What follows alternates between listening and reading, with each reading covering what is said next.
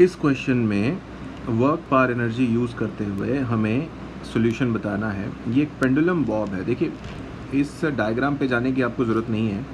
मैं एक बार इसको मार्क कर दूं। ये जो डायग्राम है यहाँ पे गिवन, इसकी ज़रूरत नहीं है। आप इनिशियली एक रस्सी बनाइए, उससे एक बॉब लटका दीजिए।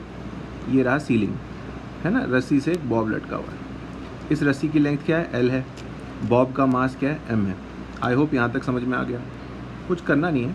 हम क्या करते हैं, इसको ऐसे बॉब को उठा के टिल्ट करेंगे, यहाँ तक लेके आएंगे।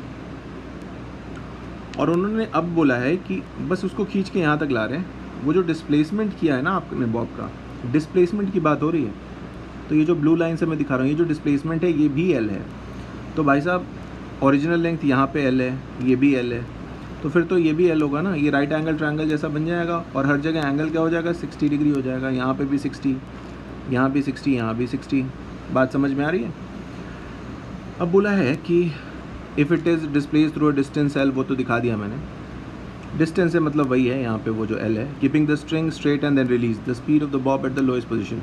एनर्जी कंजर्वेशन लगा दीजिए, या फिर आप सोचिए कि इस पॉइंट पे पोटेंशियल एनर्जी क्या थी। तो अगर आप ये टोटल हाइट देख रहे हैं तो ये L था। ये यहाँ पे भी देखोगे तो ये भी तो L ही है ना। तो अगर आप ऐसे सोचो कि ये जो डिस्टेंस है L है, तो और यहाँ पे जो एंगल बन रहा है वो 60 डिग्री है, राइट। उसी का डायग्राम है। तो उसका जो ये कंपोनेंट होगा वो कितना होगा? वो होगा L cos 60, अर्थात L/2। यानी कि अब आप देखें तो मैं यहाँ पे दिखा सकता हूँ कि ये जो लाइन बना रहा हूँ, इसके ऊपर की जो सारी लेंथ है that will be how much? L/2। और जहाँ टोटल लेंथ की बात है तो टोटल लेंथ थी L। तो अब अगर इन दोनों का डिफरेंस देखा जाए कि इस पोजीशन और इस पोजीशन के बीच में जो गैप है वो कितना होगा? वो L - L/2 होगा, यानी कि L/2 ही होगा। अब जब आप बॉब को यहाँ से रिलीज़ करते हो और वो यहाँ तक आता है, तो वर्टिकली कितना गिरा वो, है ना। डिस्प्लेसमेंट कितना हुआ वर्टिकली? तो मैं कहूँगा वर्टिकली वो फॉल्स बाय हाइट L/2, है ना। तो अब बस लॉस इन पोटेंशियल एनर्जी, यही इक्वेशन लगा दीजिए, is equal to gain in kinetic energy. Gain in kinetic energy. तो लॉस इन पोटेंशियल एनर्जी क्या बोलते हो? mg हाइट बोलते हो। हाइट L/2 है।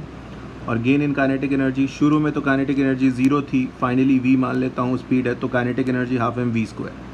m से m कट गया, सो मास से कोई मतलब नहीं है। h कितना लिखा है अभी? L/2 यहाँ देखिए। और this will be equal to v²/2। Mass तो कट गया, 2 से 2 कट गया। और वेलोसिटी की जो वैल्यू आ रही है वो आ रही है √gl। यही आंसर होगा आपका कि जो वेलोसिटी की यहाँ पे वैल्यू आएगी वो आपको √gl आएगी, है ना। तो this will be your answer for your question.